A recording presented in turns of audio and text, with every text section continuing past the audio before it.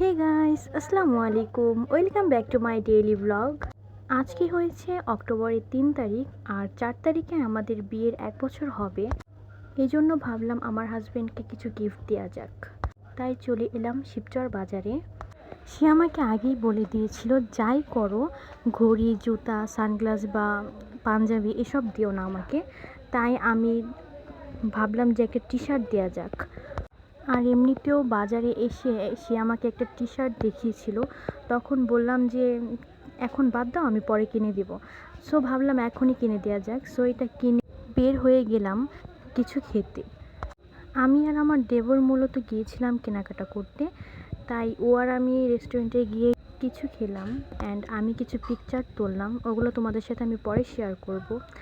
Are very soon আমাদের 4 তারিখে special ডের ব্লগ তোমাদের সাথে আমি শেয়ার করব। এই তো খাওয়া দাওয়া শেষ করে বাসার দিকে রওনা হলাম, আর সে আমাদের এই সুন্দর ছবিটাকে ফ্রেম করে এনে আমাকে দিয়েছিল। এটা দেখে তো আমি খুবই এক্সাইটেড ছিলাম। আর এটা হচ্ছে আমার হাজব্যান্ড আমাকে গিফট দিয়েছিল। সে কোনটা রেখে কোনটা দিবে এটা সে বুঝতেই পারে নাই, তাই সে মেকআপের কিছু প্রোডাক্ট আমাকে কিনে দিয়েছিল। এগুলোই আমি এখন আনবক্সিং করছিলাম আর তোমাদের সাথে শেয়ার করার জন্য ক্লিপ নিয়েছিলাম। গিফট পেতে কার না ভালো লাগে। আমিও খুব এক্সাইটেড ছিলাম আনবক্সিং করার জন্য বা এটাকে দেখার জন্য যে সে আমাকে কি দিয়েছে। তাই আমি অনেক তাড়াহুড়ো করে এটা খুলেছি। আর স্পিড কিন্তু বাড়ানো এটা, কারণ ভিডিওটা অনেক লং হয়ে যাবে, এজন্য আমি তোমাদের জন্য স্পিডটা বাড়িয়ে দিয়েছি।